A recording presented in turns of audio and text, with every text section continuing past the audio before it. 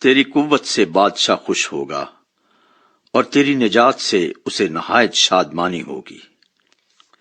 تو نے اس کے دل کی آرزو پوری کی ہے اور اس کے منہ کی درخواست کو نامنظور نہیں کیا، کیونکہ تو اسے عمدہ برکتیں بخشنے میں پیش قدمی کرتا اور خالص سونے کا تاج اس کے سر پر رکھتا ہے۔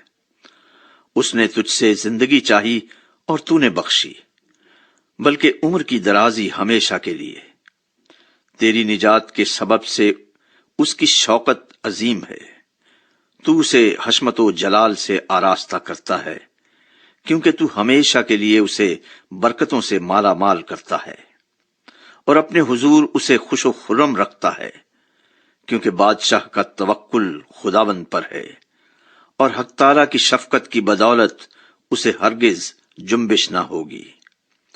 تیرا ہاتھ تیرے سب دشمنوں کو ڈھونڈ نکالے گا، تیرا داہنا ہاتھ تجھ سے کینہ رکھنے والوں کا پتہ لگا لے گا۔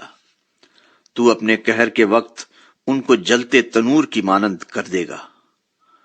خداوند اپنے غضب میں ان کو نگل جائے گا اور آگ ان کو کھا جائے گی۔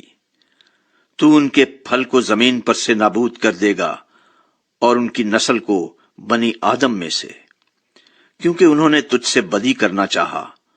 انہوں نے ایسا منصوبہ باندھا جسے وہ پورا نہیں کر سکتے، کیونکہ تو ان کا منہ پھیر دے گا۔